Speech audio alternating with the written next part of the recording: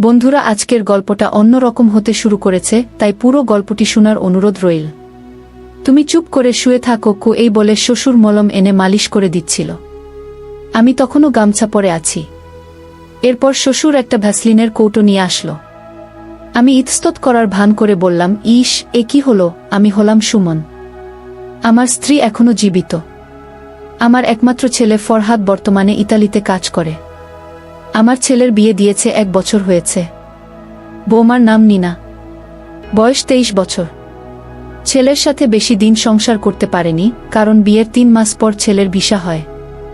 আর ইতালিতে পাড়ি জমায় বৌমা আমাদের সাথেই থাকে। আমরা মিরপুর এলাকায় থাকি 3 রুমের ফ্ল্যাট নিয়ে। বৌমা সবসময় বাড়িতে থাকলে শাড়ি না হলে ঢিলে টি শার্ট আর পাজামা পরে থাকে। এই বয়সেও আমি বেশ যুবক ধরনের। তবে আমার স্ত্রী অনেকটাই দুর্বল হয়ে গেছে, যে কারণে এখন আর আগের মতো কিছুই পারে না। এদিকে আমি কোথাও কি যে কিছু করব, তা লোকলজ্জার ভয়ে আর হয়ে উঠছে না। মাঝে মাঝে সিনেমা দেখে নিজেকে সান্ত্বনা দিই। সময়ের সাথে সাথে বৌমার প্রতি কেমন যেন একটা টান অনুভব করতে থাকি। গোসলের সময় প্রায় দিনই নীনা বৌমাকে কল্পনা করি।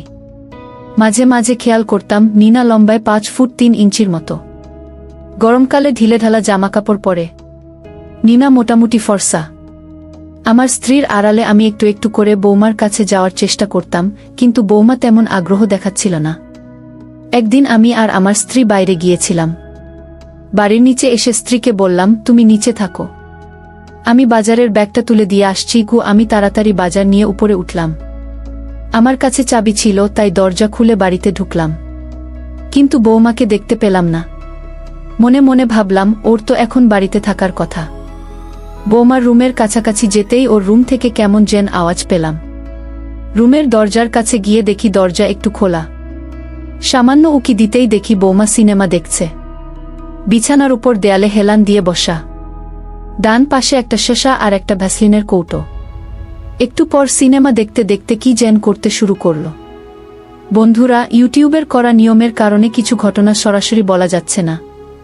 তোমরা কমেন্টে দেওয়া লিঙ্ক থেকে আমার ওয়েবসাইট ভিজিট করো। সেখানে একদম মনের মতো গল্প দেওয়া আছে, যেগুলো ইউটিউবে পাওয়া যায় না। বৌমার কার্যকলাপ দেখে আমার মনে আনন্দে ভরে গেল। সে কি শব্দ সারা ঘরে! আমি কোনোভাবেই নিজেকে সংযত করতে পারছিলাম না।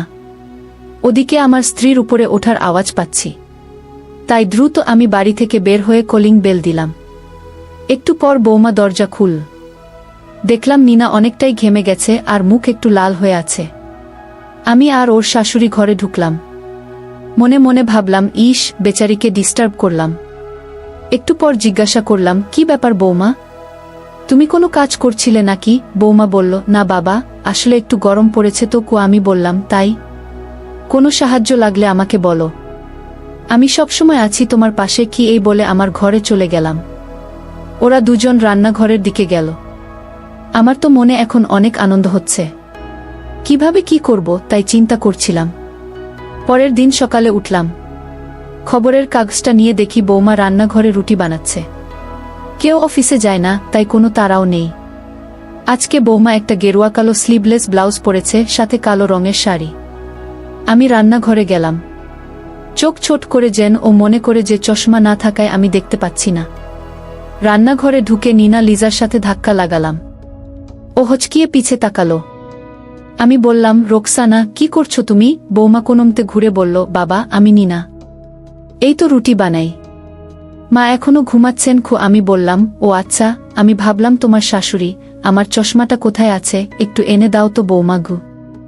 বৌমা বলল, চশমা তো আপনার গলায় ঝোলানো বাবা গু। আমি বললাম, হায় রে, কে দেখেছে? আর আমি সব জায়গায় খুঁজছি। চশমাটা পরে রান্নাঘর থেকে লিভিং রুমে টিভি ছেড়ে দিলাম আর বৌমার কথা ভাবছি। নিজের মধ্যে কেমন যেন অনুভূতি কাজ করছিল। গোসল করার সময় বৌমার কথা কল্পনা করে কিছু স্যাম্পল ফেললাম। গোসল সেরে বের হয়ে একটা পরিকল্পনা মাথায় এলো। আমি বের হয়েই লিভিং রুমে সোফাতে বসলাম। এমনভাবে বসলাম যেন বৌমা সহজে লক্ষ্য করতে পারে। একটু পর লিভিং রুমে এসে খেয়াল করল, কিন্তু না দেখার ভান করে চলে গেল। বিষয়টা আমার বেশ ভালো লাগছিল। একটু পর বৌমা বাথরুমে কাপড় ধুতে গেল। আমিও গেলাম পেছনে।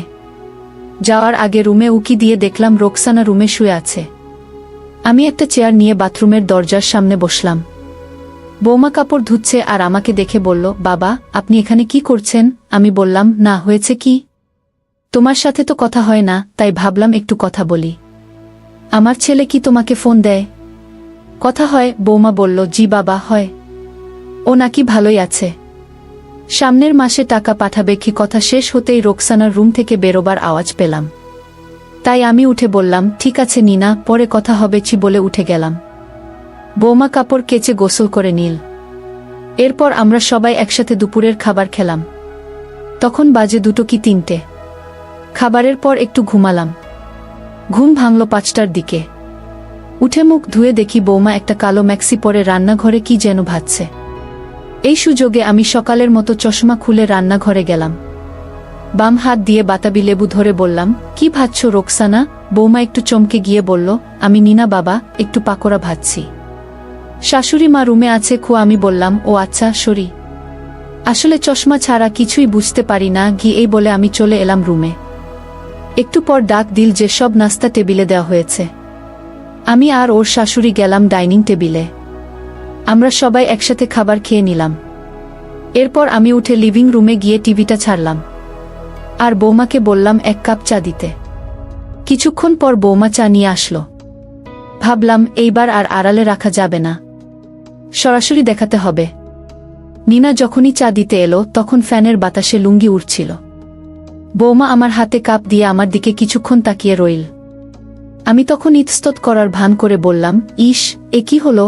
এমন পরিস্থিতিতে বৌমা একটু অস্বস্তিতে পড়ে গেল আর দ্রুত সেখান থেকে চলে গেল।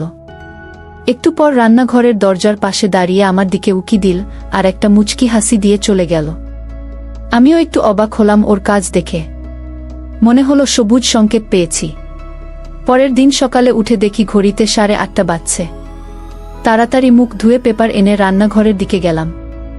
দেখলাম বৌমা কালকের শাড়ি ব্লাউজ পরে আছে। আমি সোজা রান্নাঘরে ঢুকে বললাম, বৌমা কি করছো? ও ঘুরে আঁচল দিয়ে মুখের ঘাম মুছতে মুছতে বলল, বাবা সকালের নাস্তা বানাচ্ছি। এই বলে নিচের দিকে এক পলক তাকিয়ে একটা হাসি দিয়ে বলল, মা ওঠেনি বাবা গু। আমি বললাম, আমিও না, এখনো ওঠেনি, তুমি চাইলে উঠাতে পারো। বৌমা বলল, মানে? আমি বললাম, না কিছু না, আমাকে 1 কাপ চা করে দেবে। আমি লিভিং রুমে বসছি, তুমি চা নিয়ে এসো বলে লিভিং রুমে গিয়ে টিভিটা হালকা শব্দ দিয়ে খবর চালু করলাম। গতদিনের মতো আজকেও একটি ঘটনা ঘটালাম। মনে হচ্ছে ধীরে ধীরে কাজ হবে। নাস্তা শেষ করে আমি উঠে রুমে গিয়ে টিভিটা চালালাম। হঠাৎ নিনার শাশুড়ি এসে বলল, বাজারে তো কিছুই নেই, একটু গিয়ে নিয়ে এসো। আমি ব্যাগটা নিয়ে নিচে নামলাম। রাস্তায় এক বয়স্ক রিকশাওয়ালা দাঁড়িয়েছিল। চেহারায় শান্ত একটা ভাব। বয়স হবে 40-45 মতো। নাম বলল জসিম। ওই রিকশায় চড়ে বাজারে চলে গেলাম। বাজার করতে করতে সময় লেগে গেল 1.5 ঘন্টার মতো। সব কেনাকাটা করে বাড়ি ফিরলাম। উপরে উঠে কলিং বেল দিলাম। বৌমা দরজা খুলে দিল। একটু ক্লান্ত দেখাচ্ছিল ওকে। আমি ঢুকতে ঢুকতে বললাম, তোমার শাশুড়ি কই? ও হেসে বলল, পাশের বাড়িতে গেছে। আমি বাজারের ব্যাগ রান্নাঘরে রেখে বসে পড়লাম মেঝেতে। বৌমা উবু হয়ে বসে ব্যাগ খুলে একে একে সব বাজার বের করছে। আমি চুপচাপ তাকিয়ে দেখছিলাম। এমন সময় গাছের ডাবের দিকে খেয়াল করলাম। দারুণ সুস্বাদু হবে। বৌমা বলল, বাবা আপনি বসেন, আমি পানি এনে দিচ্ছি। আমি মৃদু হেসে বললাম, এখন খাবো না বৌমা। ও কিছু না বলে নিচু হয়ে আবার বাজার গোছাতে লাগল। আমি নীরব হয়ে শুধু তাকিয়েছিলাম। ঠিক তখনই বাইরে থেকে দরজায় শব্দ হলো। রোকসানা ফিরেছে। আমি একটু অপ্রস্তুত হয়ে চেয়ার টেনে উঠে দাঁড়ালাম। বৌমা তাড়াতাড়ি সব ঠিক করে নিয়ে স্বাভাবিক হয়ে গেল, যেন কিছুই হয়নি। রোকসানা এসে বলল, আজকেও বান্ধবীদের বাড়িতে ঘুরতে যাবে। আমি ভাবলাম, আরে ব্যাস, এই তো নিখুঁত সুযোগ। দুপুরের দিকে রোকসানা বেরোল। আমি লিভিং রুমে বসে টিভি দেখছি। ওদিকে বৌমা বলল, আমি বাথরুমে গোসল করতে যাচ্ছি। গোসল করতে করতে পা স্লিপ করে আমি পড়ে গেলাম। আমার পায়ে অল্প একটু ব্যথা লাগলো। ব্যথাটা খুব একটা বেশি ছিল না। আমার পড়ে যাওয়ার শব্দে আমার শ্বশুর ছুটে বাথরুমের কাছে এসে বললেন, সব ঠিক আছে তো বৌমা? আমি বললাম, না বাবা, আমি পা স্লিপ করে পড়ে গিয়েছি, ব্যথায় উঠতে পারছিলাম না। এদিকে জামাকাপড় হ্যাঙ্গারে রাখা। কোনো রকমে গামছা জড়িয়ে দরজা খুললাম। শ্বশুর দেখলেন যে আমি বাথরুমে চিত হয়ে পড়ে আছি। উনি তাড়াতাড়ি এসে আমাকে তুলে আস্তে আস্তে আমার ঘরে নিয়ে গেলেন। যাওয়ার সময় লক্ষ্য করছিলাম গামছা অগোছালো হয়ে আছে, আর শ্বশুর বারবার চোখে আমার দিকে তাকাচ্ছে। ঘরে নিয়ে যাওয়ার পর জিজ্ঞেস করলেন কোথায় ব্যথা লেগেছে। আমি বললাম আমার খুব একটা লাগেনি, আর আমি এখন ঠিক আছি। উনি আবার জিজ্ঞেস করলেন। আমি খানিকক্ষণ চুপ থাকার পর বললাম, বাবা, আমার পা আর কোমরে ব্যথা লেগেছে। আমার কথা শুনে শ্বশুর বলল, দাঁড়, তোমার প্রাথমিক চিকিৎসা করাতে হবে। আমি মলম দিয়ে দিচ্ছি, তাতে ব্যথা কমে যাবে। তুমি চুপ করে শুয়ে থাকো। এই বলে শ্বশুর মলম এনে মালিশ করে দিচ্ছিল। আমি তখনও গামছা পরে আছি। শ্বশুর আস্তে আস্তে চিকিৎসা শুরু করল। আমি শুধু বলছিলাম, ইস, ব্যথা লাগছে, আস্তে চিকিৎসা করুন বাবা। এরপর শ্বশুর একটা ভ্যাসলিনের কৌটো নিয়ে আসলো। তারপর আবার চিকিৎসা শুরু করল। ঘণ্টাখানেক পর আমার একটু সুস্থ লাগছিল। শ্বশুর বলল, আমার ছেলে বাড়িতে থাকলে তোমার এত কষ্ট হতো না, তবে আমার ছেলের পরিবর্তে আমি তোমার কষ্ট দূর করে দিচ্ছি। কিছুক্ষণ পর শ্বশুর আমাকে আশীর্বাদ করলেন আর সব শেষে প্রসাদ দিলেন। আমি বললাম, আপনার তুলনা হয় না শ্বশুর আব্বা, আপনি আরেকটা কাজ করে দিন, ওই আলমারি থেকে আমাকে একটা ম্যাক্সি নামিয়ে দিন। সেই কখন থেকে গামছা পরে আছি শ্বশুর একটা ম্যাক্সি দিয়ে নিজের ঘরে চলে গেল, আর আমি ফ্রেশ হয়ে বিশ্রাম নিলাম। সন্ধ্যার আগে শাশুড়ি মা এলো। আমার রুমে এসে বলল, তোমার জামাই মানে আমার ছেলে কিছু টাকা আর একটা ফোন পাঠাইছে, বারডায় এক লোকের কাছে, তুমি গিয়ে নিয়ে এসো। আমি অবাক হয়ে বললাম, একটু পরে তো সন্ধ্যা গেলে যাবে। এমন সময় শ্বশুর আমার ঘরে এসে বলল, আমি যাব ওর সাথে। তাহলে তো সমস্যা হবে না। কথাটা শুনে আমি মুচকি হাসি দিলাম। আবার মনে হলো বুড়ো কিছু মতলব পাকাচ্ছে। আমি একটু তাড়াহুড়ো করে তৈরি হলাম, সাদা হাতাকাটা ব্লাউজ, গোলাপি শাড়ি, চুল বাঁধা। আমি আর শ্বশুর নিচে এসে দেখি জসিম কাকা রিকশা নিয়ে দাঁড়িয়ে আছে। ওদিকে আকাশটাও কেমন মেঘ মেঘ করছে। বৃষ্টি নামার আগে আমরা বেরিয়ে পড়লাম। বারডায় পৌঁছাতে বেশিক্ষণ লাগল না। যার কাছ থেকে জিনিস নেওয়ার ছিল খুব ভদ্র মানুষ, ফোনটা দিয়ে দিলেন। এরপর এটিএম থেকে টাকা তুলে আবার রওনা দিলাম। সব কাজ শেষ করতে প্রায় 1 ঘন্টা লেগে গেল। রিকশায় উঠে পড়তেই টিপটিপ করে বৃষ্টি নামল। আমার মন কেমন যেন অস্থির হয়ে আসছিল। একে বৃষ্টি, তার উপরে এই দিকের রাস্তাটাও বেশি ভালো না, একদম ভাঙাচোরা রাস্তা। বৃষ্টির পানির কারণে রাস্তার খানাখন্দ বোঝা যাচ্ছে না। আচমকা রিকশা এক জায়গায় গড়াতে যেতেই আমরা দুজনেই একটু কেঁপে উঠলাম রিকশার ঝাঁকিতে। শ্বশুর সুযোগ বুঝে বলল, তুমি শক্ত করে ধরো। আমি গাছের ডাব ধরে রাখি। বৌমা বলল, ইস বাবা, কি করছেন? কেউ দেখলে ঝামেলায় পড়ে যাব। শ্বশুর বলল, কেউ দেখবে না বৌমা, তাছাড়া রিকশার পর্দার কারণে কিছুই বোঝা যাবে না, তুমি শুধু ওই দিকে মনোযোগ দাও। একটু পর বৃষ্টি আরও বেড়ে গেল, তাই জসিম কাকা রিকশা একপাশে রেখে একটা দোকানে আশ্রয় নিল। এদিকে আমি আর শ্বশুর রিকশার মধ্যে বসে আছি। প্রায় আধা ঘন্টার মতো শ্বশুর গল্প করলেন, কিন্তু রিকশার মধ্যে খুব একটা সুবিধা পেলাম না। বৃষ্টি সামান্য কমানোর পর আমরা বাড়িতে চলে এলাম। বৃষ্টির কারণে জামাকাপড় কিছুটা ভিজে গেছে। আমি দ্রুত বাথরুমে ঢুকে সব চেঞ্জ করে নিলাম। এরপর ব্লাউজ আর পেটিকোট ভালো করে বারান্দায় শুকাতে দিলাম।